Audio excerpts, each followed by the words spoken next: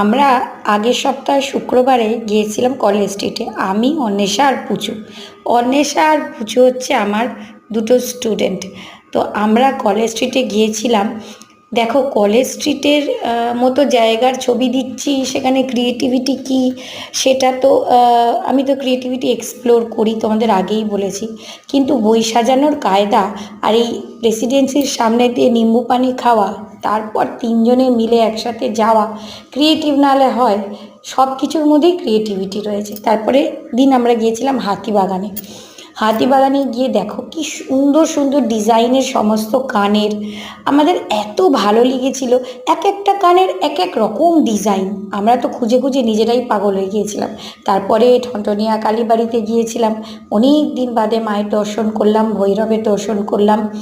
তারপর সেটা দেখেই আমরা গিয়েছিলাম গৌরীবাড়িতে।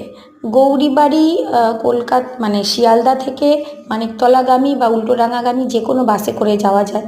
আর গৌরীবাড়ি নেমে একটু হাঁটলেই পরেশনাথের মন্দির পড়ে। এই যে ছবিগুলো দেখছো সব পরেশনাথের মন্দিরের ছবি। এত সুন্দর দৃশ্য যে বলার কথা না। এই পুকুরটা, এখানে অনেক মাছ আছে। এই যে আমরা তিন মূর্তি ছবি তুলছি, তিনজনে ভীষণ আনন্দ করেছিলাম। ওখানে বসে আমরা ভীষণ আনন্দ করে আইসক্রিমও খেয়েছিলাম। আর এত সুন্দর কারুকার্য, এত সুন্দর ব্যাকগ্রাউন্ডগুলো যে ছবি না তোলার লোভটা সামলাতে পারলাম না। তাই জলের ধারেই দু তিনটে ছবি তোলা হয়েছিল আর কি, তার মধ্যে বাছাই করে দুটো ছবি দেওয়া।